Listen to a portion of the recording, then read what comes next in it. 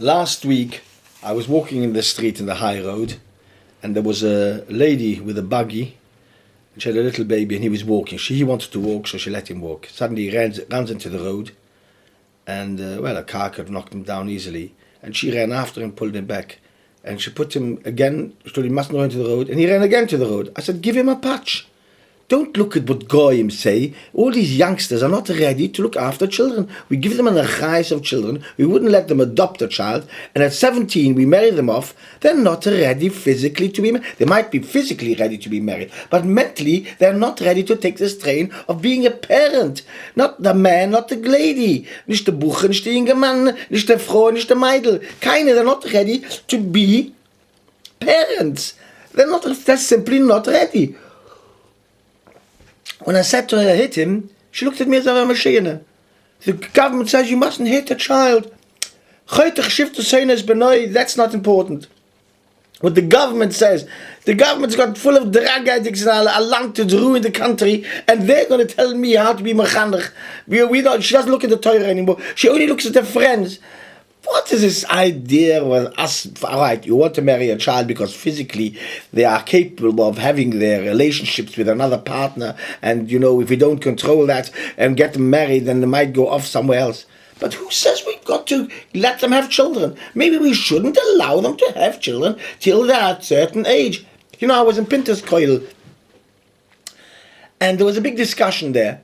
What was the discussion? There was Koiling a lot. Who this young man had gone to some Verteimen or weiß was, so they gave him Geld. So one of the Rosh Koil says to him, I don't want to mention names, he says, you send your child to a cheder, you get a reduction because you're a Koiling man, and here you go and give away money for Teimener. Wer sucht das Recht zu ziehen? Give money for your pay the full fees first for the school. Don't take the reduction. You haven't been given a reduction, you should give it away. I mean, the same way in Stukke. I have a duty to give Stukke and help my own child first. Then I can come along and help, be a shiny and give other people. Helping the moisters or helping any chassidus, this doesn't come first, comes second. First comes helping your own child. But that's something which is so not understood. It's the same way as in education, I don't think lots of these people who have children are ready to have children. You see them walking around at 20 years old with a child, some with 2 children, and some with 3 children, and they don't have any idea that they have to give their life away for this, to look after the child, to educate it, to clean it, to wash it, to make sure it doesn't run in the road. I watched the lady living next door me. The husband parks to hoots outside, and to pick up the children to take to school. He comes from davening, he hoots outside. She comes out with a little child, like the case in Rookwood Road. She comes out with a little child. I often wanted to say something to her, but it's a waste of time. If I say something to her, she'll just tell me, mind your own business, and she won't even answer me. Where is Steve? You're a machine, a Gabi luck. As long as I come along and tell them the truth, I'm a shigger. I told that person that the husband is living under strain. He's in hospital, he had to see his Stokes. You're a mashigger. Okay, so I'm a mashigger, so I say it. And my wife says, why do you have to tell them everything? I said, my duty is to tell them. If they don't want to listen, don't listen. I see that this person can die. He can't take the strain of life. There's too much strain. He needs peace and quiet at home. He needs love and harmony. They don't get it. This is something so much I want to talk about, which I talk about often, try to explain. And we haven't got any organization who can take together all these points. We just keeping up with the Joneses. Chasna's got to be like the Joneses.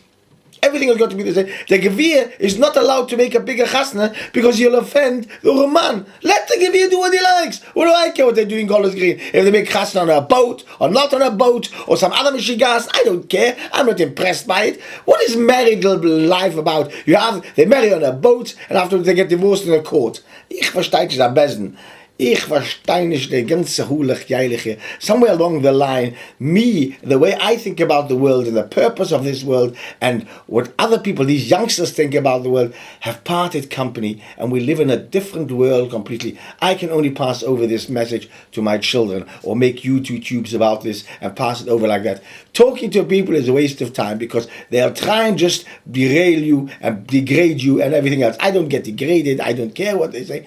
But why are we married marrying children who are backwards and not ready to have a child in a steep. Why are we marrying them? Maybe if we want to marry them, then we should talk to Aruv about not having children. I also wanted more children. I couldn't. My wife would have died. God forbid. She wouldn't have been able to take the strain. She had needed an operation. She was physically not well. What about mentally not well? What about mentally not well?